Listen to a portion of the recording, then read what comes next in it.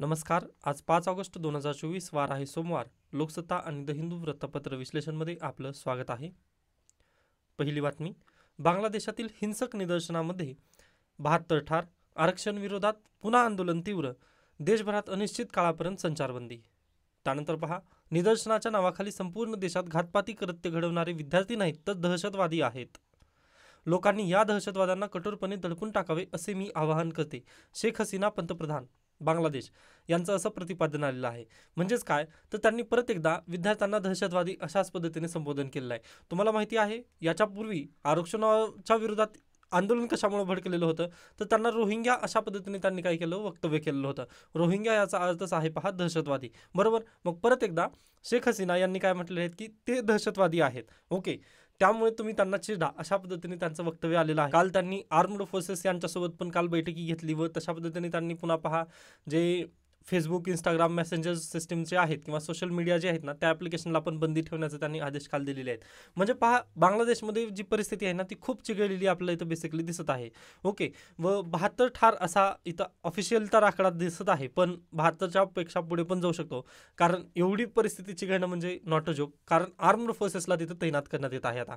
Okay, बाकी पहा, अगदी आता हा आपला प्यारा भारत आहे व प्यारा भारताच्या शेजारी जर एखादा राष्ट्र जर अशा पद्धतीने हिंसक निदर्शनं वगैरे तिथं जर चालत असतील ना, तर ते आपल्यासाठी खूप धोकादायक असं आपण म्हणू शकतो. कारण पहा, आता तुमचा शेजारी जर म्हणजे अनरेस्ट असेल किंवा म्हणजे तिथं जर भांडण वगैरे चालू असतील, तर तुम्हाला निवांत झोप लागणार आहे का रात्री? तर बिलकुल लागत नाही. मग हेच तर सिस्टीम आहे, सॉरी, मग हेच तर प्रॉब्लेम आहे आपला देशाला. या म्हणजे बांगलादेशमध्ये काय चालू आहे त्याबद्दल आपल्याला काय करायचं असं करून विचार चालणार नाही. तर पहा, ही इंटरनॅशनल रिलेशनसाठी पण गरजेचा टॉपिक आहे. पण पहा, अद्याप एखादी न्यूज पण बिल्डअप होत नाही आहे. ओके, जसं की त्यांच्यामध्ये विद्यार्थी आंदोलन चालू आहे, तर त्याचा भारतावर इम्पॅक्ट वगैरे कशा पद्धतीने पडू शकेल.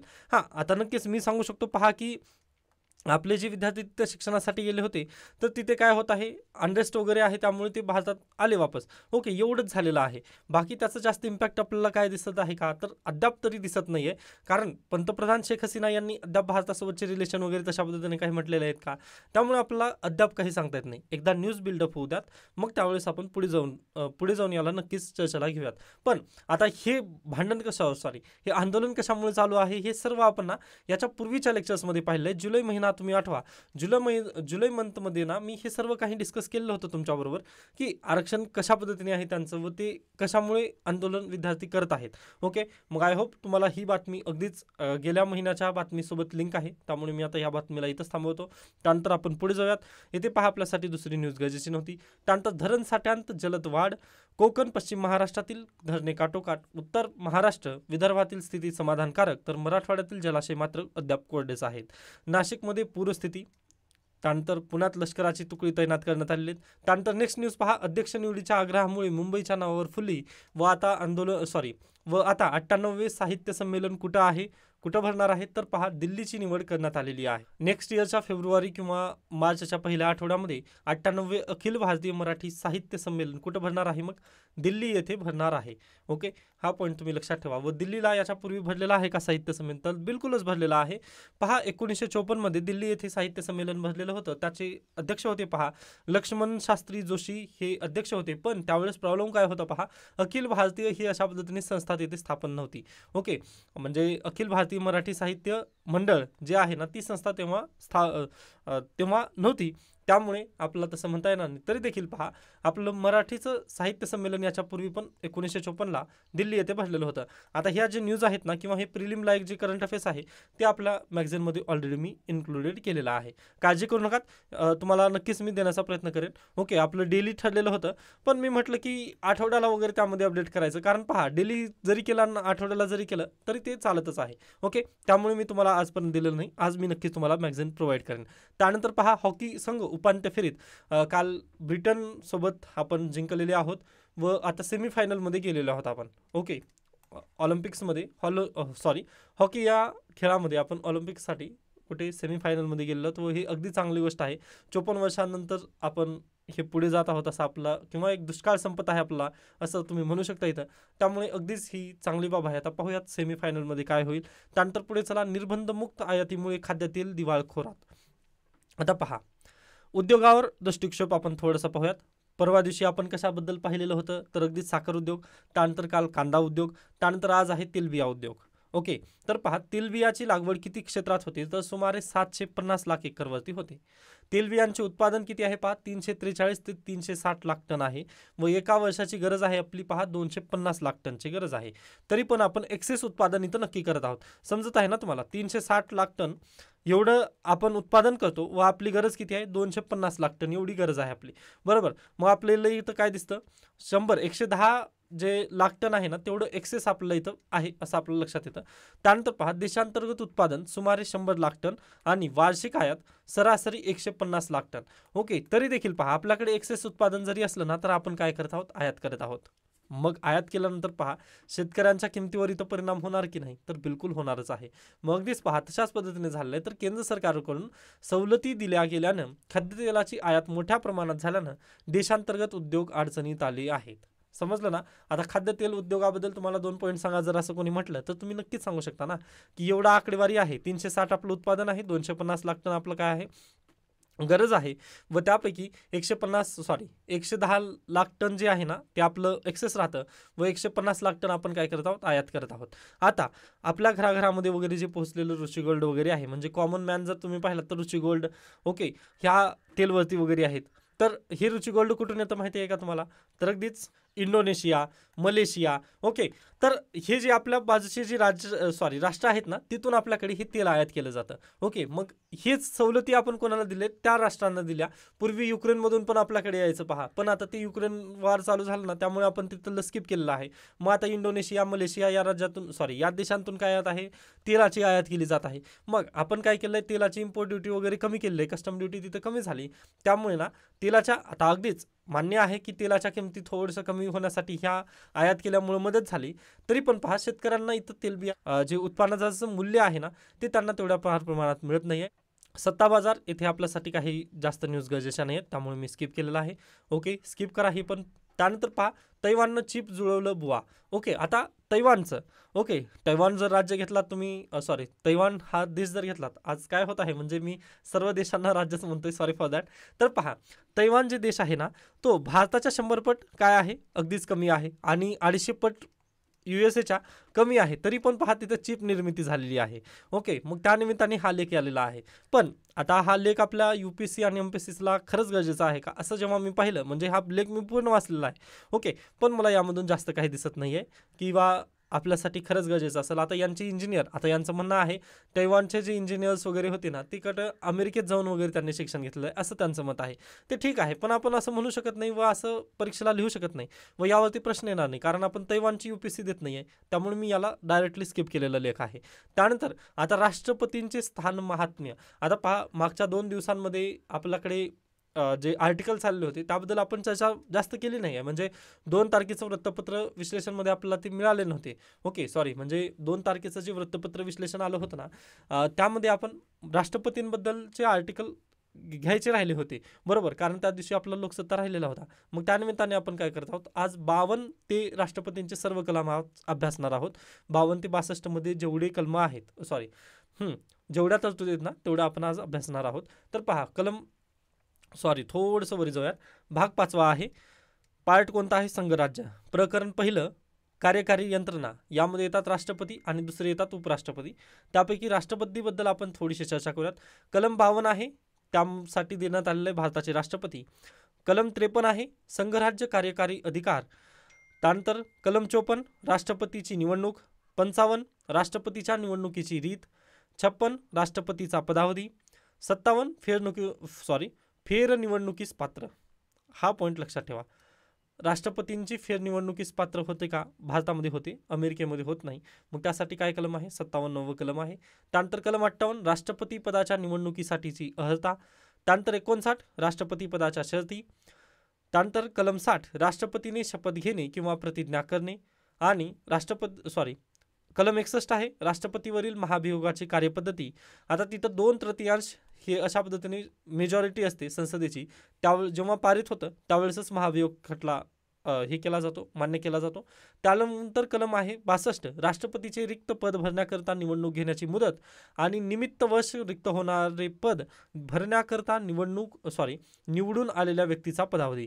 ओके, म्हणजे पदावधी याबद्दल कलम 62 सांगतं इथं. 52 ते 62 हे कलम तुम्हाला परत एकदा वाचून घ्यायचे आहेत. ओके, हे मॅगझिनमध्ये आपला नक्कीच मी देणार आहे.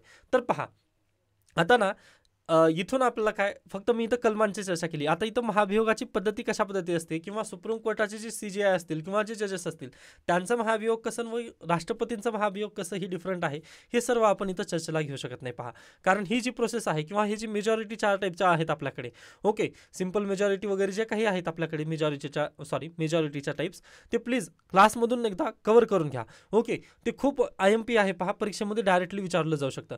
आता MPSCला तरी मला तशा पद्धतीचे प्रश्न दिसले नाहीत. म्हणजे MPSCला काय विचारलं जातं, पहा, ही जी कलम मी घेतलं ना, हे असे प्रश्न येतील. पण UPSC जर म्हटलं ना, UPSC एक स्टेप पुढे जाऊन डायरेक्टली मेजॉरिटीवरती प्रश्न विचारू शकेल. ओके, त्यामुळे हे तुम्हाला माहिती असणं गरजेचं आहे. 52 ते 62 आज आपण चर्चेला घेतलं आहे.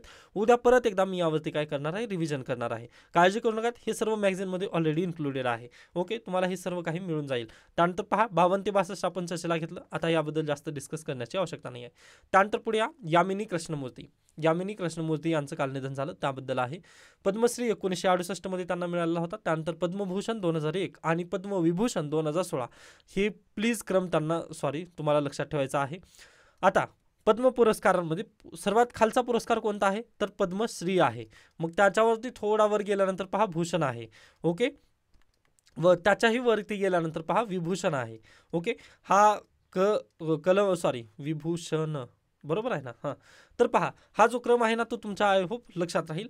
त्यानंतर अगदीच भारतरत्न पुरस्कार येतात. पद्म पुरस्कारामध्ये असा क्रम आहे, श्री, भूषण आणि विभूषण. ओके, मग त्यांना पहा, पहिल्यांदा 1968 मध्ये, मी आत्ता बोलत असताना 2019 म्हटलं होतं वाटते, सॉरी फॉर दॅट. तर पहा, पहिल्यांदा 1968, त्यानंतर भूषण आहे 2001चा आणि पद्मविभूषण आहे 2016चा. हे हे पुरस्कारांचं हे लक्षात ठेवा, क्रम लक्षात ठेवा. त्यानंतर ह्या कोणत्या कलाक्षेत्रात निपुण होत्या, तर भरतनाट्यम. ओके, भरतनाट्यममध्ये या निपुण होत्या किंवा त्यांचं म्हणजे त्यामध्येच करिअर वगैरे घडलेलं होतं. त्यानंतर यांनी पहा दुसरे पण कुचिपुडी आणि ओडिसी देखील शिकल्या होत्या. ओके, म्हणजे त्यांना ते पण डान्स यायचं, पण त्यांनी नावारूपास कशामुळे आलेले आहेत, तर भरतनाट्यम या संस्कृतीमुळे त्या पुढे आलेल्या आपल्याला बेसिकली दिसत आहेत. ओके, बाकी मी हा आर्टिकल पूर्ण वाचला, पण मला तशा पद्धतीने एक स्टेटमेंट येईल असं लक्षात आलं नाही आहे किंवा मला ते मिळालं नाही, त्यामुळे मी या पॉईंटला इथं स्किप करत आहे. त्यानंतर नेक्स्ट न्यूजकडे जाऊयात आपण. अभियंताचा अभिशाप.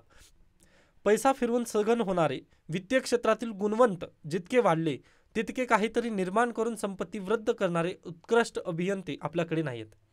आता इथं डायरेक्टली शेवटचं पॉईंट पहा, उत्कृष्ट अभियंते आपल्याकडे नाही आहेत. म्हणजेच पहा, आपल्याकडे इमारती पडतात, पूल कोसळतात. आता वायनाडमध्ये पूल कोसळलेलं होतं, त्यामुळे पहा 2 गावातील संपर्क तुटला व त्यामुळे जास्त करून जीवितहानी तिथं झाली. त्यानंतर तेवढं जास्त जाऊ नका उदाहरणासाठी, तर संसदेची जी नवीन इमारत आहे ना, ती गळायला लागलेली आहे. त्यानंतर अयोध्येतील जे राम मंदिर आहे ते पण गळायला लागलं. म्हणजे एवढा दुष्काळ कसा पडू शकतो आपल्याकडे अभियंत्यांचा. ओके, म्हणजे पहा, नुकतंच जे मोठ्या मोठ्या इमारती बांधल्या ना भारत सरकारद्वारा, तर त्या इमारती गळायला लागलेल्या आहेत पावसामध्ये, पहिल्याच पावसामध्ये त्या गळायला लागल्या. मग यावरून आपल्याला काय दिसत आहे, तर भ्रष्टाचार या सर्वकालिक सत्याखेरीज या आणि अशा अन्य काही प्रश्नांच्या उत्तरात एक समान मुद्दा आहे, चांगल्या अभियंत्याची वणवा. ओके, म्हणजे काय, तर ज्यांनी त्या इमारती बांधण्यासाठी अभियंत्याचा वगैरे मदत घेतली होती ना, ते अभियंते खरंच निपुण होते का त्या कार्यगुणामध्ये वगैरे, तर असा तिथं काय आपल्याला प्रश्नचिन्ह निर्माण होतोय. मग यावरूनच आपल्याला काय दिसतं की बाबा खरंच आपल्याकडे ना जे सिव्हिल इंजिनियर्स आहेत ना, त्यांची वणवा किंवा त्यांची कमतरता आपला नक्कीच भासत आहे. कारण पहा, बिहारमध्ये पूल पडतात. ओके, त्यानंतर नवीन संसदेची जी इमारत आहे ती पण गळायला लागली. त्यानंतर राम मंदिर गळायला लागलं. म्हणजे असं जर असेल तर खरंच आपल्याला कुठेतरी आपला एक विचार करणं गरजेचं आहे की जे आपलं शैक्षणिक क्षेत्र आहे किंवा जे इंजिनियर्स आहेत आपले, त्यामध्ये जे निपुण इंजिनियर्सची आपल्याला खरंच गरज आहे असं आपण इथं बेसिकली सांगू शकतो.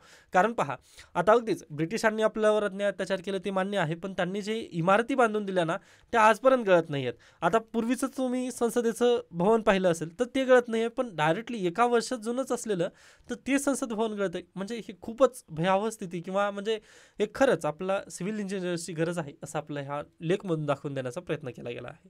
ओके, मग त्याला थोडंसं आपण पुढे जाऊयात. मग ही परिस्थिती असं होण्यामागचं कारण काय आहे. ओके, तर पहा, याच्या पूर्वीच्या पण लेक्चर्समध्ये मी सांगितलेलं होतं, आपण काय करत आहोत पहा, ज्ञानार्थी होण्यासाठी प्रयत्न करत नसून तर परीक्षार्थी होतोय जास्त करून. ओके. व 3 इडियट्सचं त्या दिवशी मी उदाहरण पण दिलेलं होतं. तर पहा, आपले जे विद्यार्थी आहेत ना, ते फक्त परीक्षा पास करण्यासाठी पुढे येतात. ओके. आपल्याला ज्ञान घ्यायचं आहे का? तर बिलकुल नाही. त्यासोबतच मी त्या दिवशी पण म्हटलेलं होतं तुम्हाला, UPSC आणि अन्य एक्झाममधला फरक पण मी त्या दिवशी सांगितलेला होता. UPSCमध्ये तुम्ही ज्यावेळेस जाता ना, तर त्यावेळेस तुम्हाला ज्ञानार्थी बनवलंच जातं. ओके. म्हणजे प्रत्येक गोष्टीचा आपल्याला काय, अगदी NCERT घ्या किंवा महाराष्ट्राची टेक्स्टबुक घ्या, तिथून आपली सुरुवात ज्यावेळेस होते ना, त्यावेळेस बेसिक वगैरे ती कन्स्ट्रक्ट केलं जातं व तिथूनच आपल्याला काय होतं, सिलेबसच अशा पद्धतीने आहे की आपल्याला तिथं ज्ञानार्थी बनवलं जातं. ओके. इथं परीक्षार्थी होता येत नाही UPSCमध्ये. मग असंच तुम्ही दुसऱ्या परीक्षेमध्ये घेऊ शकता का असं? तर नाही. तिथं तुम्ही फक्त कलमं वगैरे पाठ केली. आता मी पण सांगितलं ना तुम्हाला, हे पहा, आपल्याकडे मराठीचं संविधान आहे, सॉरी, भारताचं संविधान आहे हे. मग पहा, इथले कलम पाठ केलं तुम्ही कलम पाठ केलात व डायरेक्टली परीक्षेला आलात व तुम्ही पास झालात. पण यामधून तुम्हाला काही समजलं का? राष्ट्रपतीची महाभियोगाची कार्यपद्धती समजली का? 2/3 हे काय बोलत आहे मी, हे समजलं का तुम्हाला? तर बिलकुल काहीच समजणार नाही ना. पहा, पोपटपंची करणं आणि ते आत्मसात करणं ही खूप जमीन आसमानचा डिफरन्स आहे. अगदी तशाच पद्धतीने परीक्षार्थी होणं म्हणजे फक्त पहा हे पाठ करणं व ज्ञानार्थी होणं म्हणजे ही कार्यपद्धती काय आहे किंवा काय प्रॉब्लेम कुठे येतं त्यांचं, म्हणजे कशामुळे त्यांना आपण म्हणजे राष्ट्रपतींना पदावरून वगैरे हटवतो, हे जे ज्यावेळेस आपण शिकतो ना, त्याला आपण काय ज्ञानार्थी होत आहोत असं आपण तिथं बेसिकली म्हणू शकतो. मग प्रॉब्लेमच तिथं आहे. आज देखील पहा, आपल्याकडे सरकारी नोकरीसाठी एवढं आकर्षण झालेलं आहे तयार की बस. मग यासाठी जे आपले अभियंते पण आहेत, ओके, सिव्हिल इंजिनियर्स जे आहेत ना, ते पण त्यामध्ये भरभरून जातात व ते जास्त परीक्षार्थी होण्याकडे कल देतात. व अगदीच जे ज्ञानार्थी झालेले आहेत सिव्हिल इंजिनियर्स, ते देश सोडण्याचा प्रयत्न करतात. म्हणजे काय, ब्रेन ड्रेनची इथं समस्या बेसिकली आपल्याला आठवते. ओके. मग भारताचं ब्रेन ड्रेन होतं व जे राहिलेले आहेत ना, ते डायरेक्टली आपल्या जिल्हा परिषद असू द्या किंवा PWD असू द्या किंवा जलसंपदा विकास असू द्या, WRD वगैरे, ह्या सर्व डिपार्टमेंटमध्ये ना अगदी परीक्षा देऊन कशा पद्धतीने मला लागता येईल यासाठी ते प्रयत्न करतात. व आपल्याकडची परीक्षा पद्धती पण आपल्याला माहितीच आहे. ओके. आता मला जास्त त्याबद्दल माहिती नाही आहे. म्हणजे सिव्हिल इंजिनियर्समध्ये आय थिंक 40% आहे त्यांचं एक्झामिनेशनचं पॅटर्न. बाकीचे 60% आहे. त्यामध्ये पहा, मराठी, इंग्लिश, व्याकरण वगैरे तशा पद्धतीने दिलेलं आहे. पण पहा, आपण अगदी सरळ सेवेचं बोलतोय मी, तर पहा, त्या मराठी इंग्लिशचं वगैरे तिथं काही रिलेव्हन्स आहे का? मग मराठी ग्रामर वगैरे तिथं काही देऊन फायदा आहे का? तर मला नाही वाटत की त्याचा काही बिलकुल पुढे जाऊन फायदा होणार आहे. ओके. तरी देखील पहा, आपल्याकडे सरळ सेवा पद्धतीने जे पदं वगैरे राबवण्यात आली, तर त्यामध्ये असंच केलं गेलं ना, की मराठीचे 15 प्रश्न होते आय थिंक, त्यानंतर इंग्लिशचे 15 प्रश्न, त्यानंतर 15 प्रश्न आय थिंक GKचे होते. आता GK एक मी मान्य केलं की बाबा त्याची गरज आहे, पण मराठी आणि इंग्लिशचं व्याकरण मला तिथं तेवढंसं वाटत नाही रिलेव्हन्स, की सिव्हिल इंजिनियर्सचे जेव्हा आपण कॅन्डिडेट निवडत आहोत, WRD डिपार्टमेंट असू द्या किंवा PWD डिपार्टमेंटमध्ये वगैरे असू द्या, तर तिथे गरज नसते, कारण तिथं विद्यार्थी आपले काय परीक्षार्थी होत आहेत. ओके. पण आपलं ज्ञानार्थी करणं खूप गरजेचं आहे. मग आपल्याकडचं जे नोकऱ्यांबाबतचं आकर्षण आहे, हां, तेच इथं बेसिकली कारणीभूत आहे, हे आपलं बेसिकली सांगता येतं. व त्याच्या पुढे गेल्यानंतर पहा, अगदीच ज्यावेळेस सिव्हिल इंजिनियर्स किंवा आपल्याकडे इलेक्ट्रॉनिक्स आणि मेकॅनिकल इंजिनियर्सला वाव होती पहा, अगदी 1909चा काळ आहे हा, 1990 असं तुम्ही म्हणू शकता, 1990 ते 2000 या दरम्यान पहा, सिव्हिल इंजिनियर्सला ना खूप तिथे काय होती, एक मागणी होती देशभरामध्ये. ओके. मग कारण पहा, ग्लोबलायझेशन नुकतंच झालेलं होतं, त्यामुळे अगदीच इंडस्ट्रीज वगैरे येत होत्या आपल्या देशामध्ये. मग इंडस्ट्री झाल्यानंतर मेकॅनिकल इंजिनिअरिंग, त्यानंतर जे सिव्हिल इंजिनिअरिंग वगैरे आहे ना, त्याला खूप मागणी होती. त्यानंतर इलेक्ट्रॉनिकल, ओके, ह्या शाखांना खूप मागणी आली, बरोबर आहे. मग इथं शाखांना मागणी आल्यानंतर जे राजकारणी व्यक्ती होते ना, त्यांचे लगेच कॉलेजेस तिथं येऊ लागले, कारण त्यांना पण माहिती आहे की विद्यार्थ्यांकडून पैसा वगैरे उकळला जाऊ शकतो व ब्लॅक मनी तशा पद्धतीने ते लपवला जाऊ शकतो. हे सर्व आता आपण जरी उघडकीस आणू शकत नाही ब्लॅक मनी वगैरे, तरी पण हे तुम्हाला माहिती आहे की कशा पद्धतीने शैक्षणिक संस्थांच्या नावाखाली आज घडीला राजकारणी कशा पद्धतीने खेळ खेळत आहेत. ओके. तर पहा, प्रॉब्लेम काय झाला, 1990 म्हणजे जेव्हा ग्लोबलायझेशन झालं ना, त्यावेळेस हे राजकारणी काय केलं, डायरेक्टली कॉलेजेस वगैरे स्थापू लागले. मग कॉलेजेस तिथे निर्माण केले गेल्यानंतर पहा, तिथे शिक्षकांची कमतरता भासू लागली. शिक्षकांची कमतरता झाल्यानंतर पहा, त्यांनी काय केले, विदाऊट प्रशिक्षण, म्हणजे ज्यांच्याकडे काही नॉलेज वगैरे नसेल ना, ते पण काय केले, या इंजिनिअरिंग कॉलेजमध्ये वगैरे शिकवायला जाऊ लागले. व तिथूनच आपल्याकडे काय झालं, योग्य प्रशिक्षण न मिळाल्यामुळे तिथूनच सिव्हिल जे इंजिनियर असतील किंवा जे अन्य इंजिनिअरिंगच्या शाखा असतील ना, तिथूनच बट्ट्याबोर आपला तिथूनच बेसिकली सुरुवात तिथूनच झालेली आपल्याला बेसिकली सांगता येतं. कारण पहा, शिक्षकांनीच जर शिकवलं नाही नीट, तर पुढे तर त्याचा इम्पॅक्ट पडणारच ना. आता अगदीच याच गोष्टीला मी आपल्या राज्यसेवेत 2025साठी पण थोडंसं तुम्हाला सांगण्याचा प्रयत्न करेन. पहा, आज घडीला आपल्याकडे ना जे UPSCसाठीचे कोचिंग आहेत ना, ते मी मान्य करतो की त्यांच्याकडून तुम्ही कोचिंग घेऊ शकता. पण अगदीच जे याच्यापूर्वी PSI घडवण्याचं काम केले आहेत किंवा अन्य दुसऱ्या एक्झामचं कार्य केले आहेत ना, ते प्लीज तुम्हाला शिकवू शकणार नाहीत राज्यसेवेचा नवीन पॅटर्न किंवा UPSCचा नवीन पॅटर्न. आता पहा, डेली मी तुम्हाला ही बक वगैरे सांगतो. मग तुम्हाला मी असं पण सांगू शकला असतो ना की बाबा ही कलमं आहेत, ही पाठ करून जावा म्हणून. तर UPSCला असं सांगता येणार नाही. सॉरी, UPSCला असं करता येत नाही. UPSCला खूप थिंकिंग लेवलची एक्झाम आहे. त्यामुळे म्हणतोय क्लास लावण्याच्या अगोदर थोडंसं थांबा, विचार करा, मगच त्यानंतरच क्लास लावा. कारण तुम्हाला फसवण्यासाठी खूप जण बसलेत आज मार्केटमध्ये. व सध्याला पहा, मार्केटमध्ये बुकलिस्ट पण नाही आहे मराठी माध्यमातून. मग त्यामुळे खूप तुम्हाला चॅलेंजेस येणार आहेत. त्यामुळे प्लीज थोडंसं थांबूनच क्लास लावण्याचा प्रयत्न करा. अद्याप पहा, जरी नामवंत असले, आता नामवंत क्लास म्हणतोय मी, ओके, महाराष्ट्रातील नंबर 1चे जे क्लासेस त्यांनी सांगतात ना आम्ही नंबर 1 आहोत, तर प्लीज त्यांच्याकडे पण जाऊ नका, कारण तिथे खूप घोळ आलेला आहे. ओके, त्यानंतर आपण पुढे जाऊयात. आता पहा, दर्जा निश्चिती वगैरे झाली नाही, त्यामुळे आपलं इंजिनिअरिंग लेवल खाली झालं असं आपलं बेसिकली सांगता येतं. मग त्यानंतर पहा 2010चा काळ आला. ओके, 2010चा काळ आल्यानंतर पहा सॉफ्टवेअर किंवा कम्प्युटरला इथं भारतामध्ये तेजी आली. मग 2010च्या काळामध्ये पहा, ज्यावेळेस कम्प्युटरला चालना मिळाली, त्यावेळेस अगदी ज्या मुली होत्या त्यांना म्हटले तुम्ही हार्ड क्षेत्राकडे नका जाऊ, तर तुम्ही कुठं जा, सॉफ्टवेअर क्षेत्रामध्ये जा. मग अगदी तशा पद्धतीने ज्या मुली वगैरे आहेत ना त्यांना आपण सॉफ्टवेअर क्षेत्रामध्ये गुंतवलं. मग सॉफ्टवेअर क्षेत्रामध्ये पण तसंच झालं. पहा, अगदी आपल्याकडे आता नाही तर ट्रेंड व्यक्ती होते. ओके, ट्रेंड व्यक्ती होते, पण आपल्याकडे तशा पद्धतीने कंपन्या नाही आहेत. जसं की अमेझॉन आहे, म्हणजे हे ई कॉमर्स नाही आहे. आता फ्लिपकार्ट जर पाहिलं तर ती ई कॉमर्स झाली, सॉरी फॉर दॅट. तर पहा, अमेझॉन, ॲपल, मायक्रोसॉफ्ट या आणि गुगल, ओके, अशा ज्या कंपन्या आहेत ना त्या भारतामध्ये नाही आहेत सॉफ्टवेअर कंपनीच्या, सॉफ्टवेअर निर्मितीच्या वगैरे. मग यासाठी आता मग भारतामध्ये पहा, या मुलींनी काही शिकलं, सॉफ्टवेअर इंजिनिअरिंग वगैरे त्यांनी केलं. पण भारतामध्ये आज घडीला आपली एकतरी नामवंत कंपनी आहे का, तर बिलकुलच नाही आहे. मग ह्यांनी कुठं गेल्या, अगदीच पहा, ॲपल आहे, त्यानंतर अगदीच अमेझॉन आहे. ओके, मग ह्या कंपन्या कुठे आहेत, अमेरिकेच्या. गुगल आहे. मग ह्या सर्व आपले जे अगदीच चांगल्या पद्धतीचे जे इंजिनियर्स झालेले होते डेव्हलप, सॉफ्टवेअर इंजिनियर, ते कुठं जायला लागले, मग अगदीच अमेरिकेत गेले. मग इथं पण काय झाली, ब्रेन ड्रेनची समस्या झाली.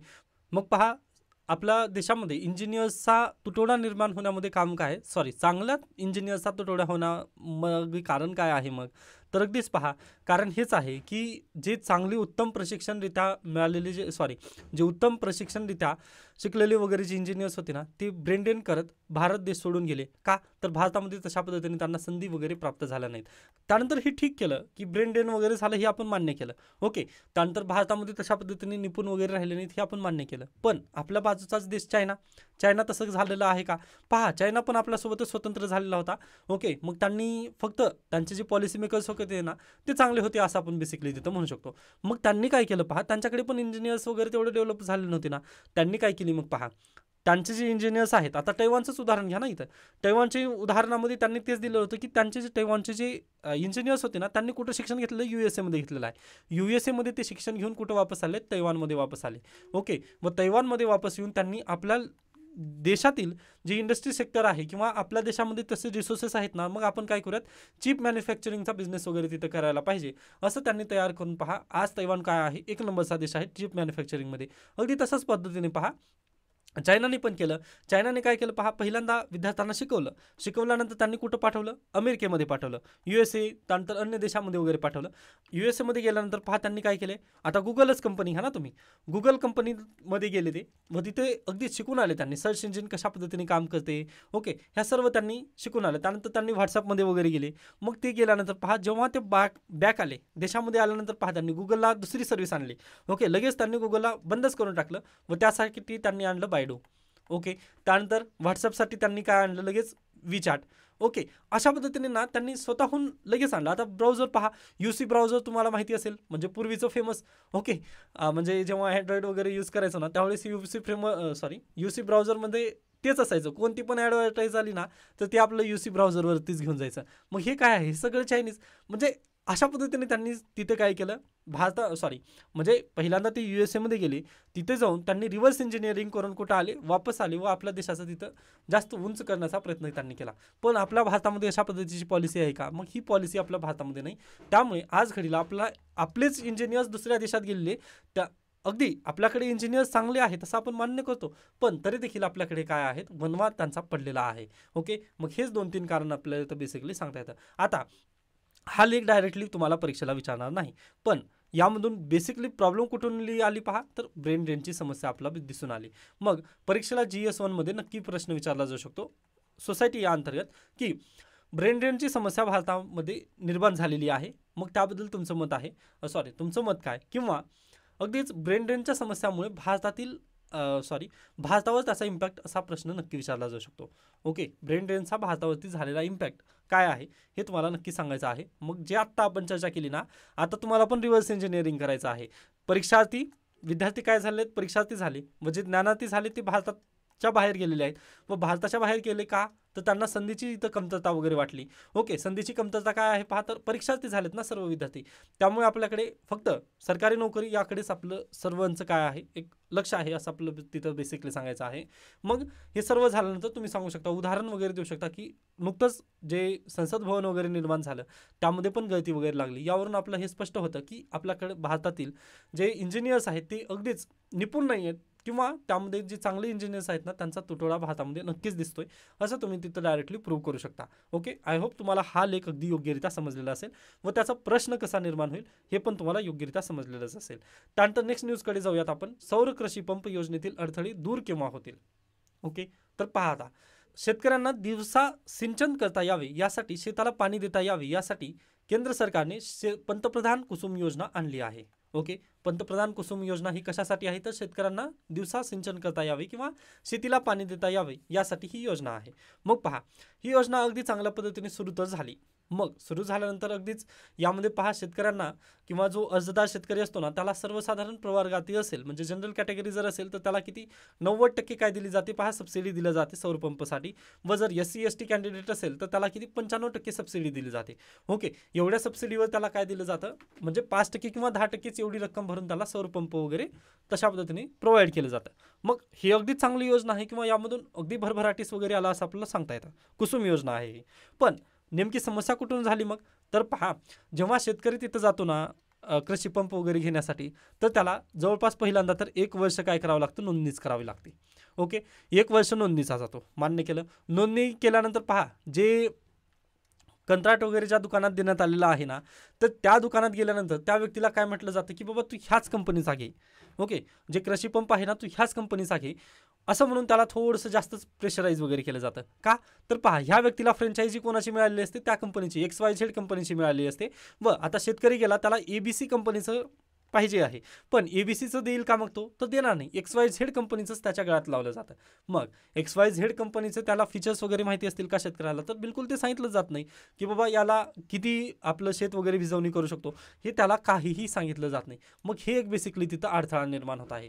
त्यामुळे पहा, शेतकरी अगदी जरी कुसुम योजना जरी चांगली असली किंवा केंद्र सरकारचं इंटेन्शन जरी चांगलं असलं, तरी जे खाली ग्राउंड लेवलवरती काम करणारे जे व्यक्ती आहेत ना, त्यामुळे हे सर्व काही प्रॉब्लेम होत आहे किंवा हे अडथळे निर्माण होत आहेत, हे आपल्याला बेसिकली सांगता येतं. कारण पहा, अगदीच 1 वर्ष जर त्याला तात्काळ उभा राहायचं असेल, तर मग कोणी पण तिथं जातच नाही ना, कारण 1 वर्ष, मग 1 वर्ष त्यांनी काय करायचं मग. ओके, मग त्यासाठी काय करतं, त्यांनी प्रायव्हेटमधूनच काय घेतं, तर आपापले कृषी पंप वगैरे विकत घेतात व आपापली भिजवणी वगैरे ते करायला लागतात.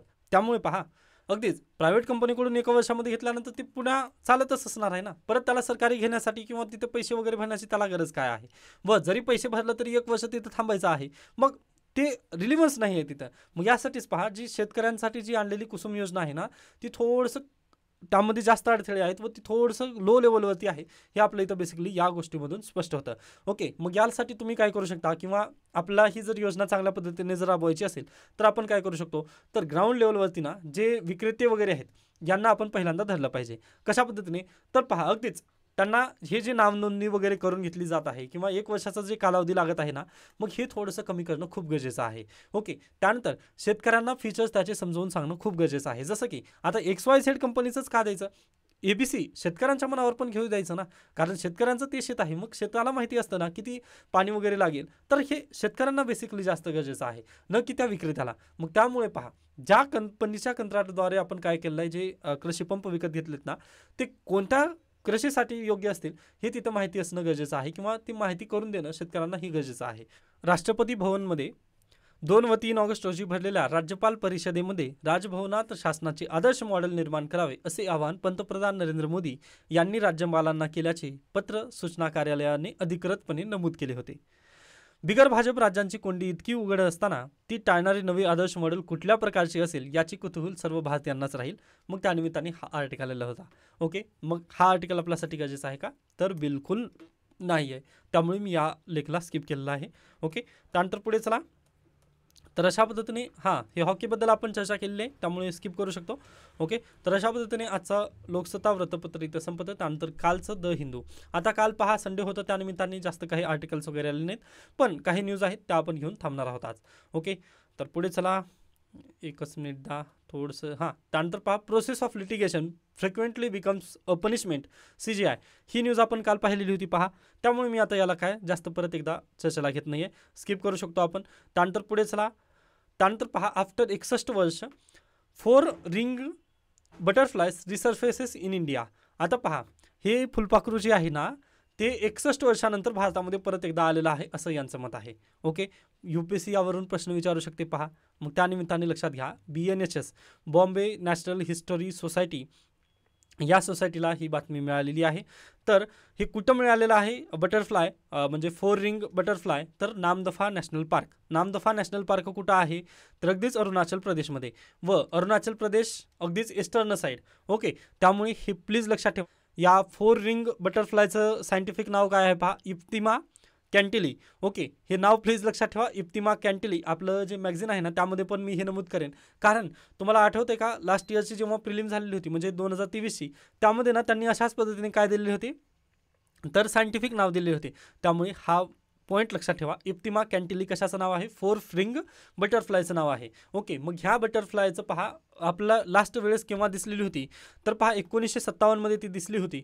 मग 1957 नंतर ही 2018-19च्या सर्वेमध्ये ती आढळलेली होती. मग ते आढळल्यानंतर आत्ता त्याचं नावकरण वगैरे झालेलं आहे, किंवा म्हणजे ह्यापूर्वी पण सापडलेली होती. पूर्वी 1957मध्ये पहा ती आसाममध्ये सापडलेली होती. ओके, आसाममध्ये हे फुलपाखरू दिसलेलं होतं असं तुम्ही लक्षात ठेवू शकता.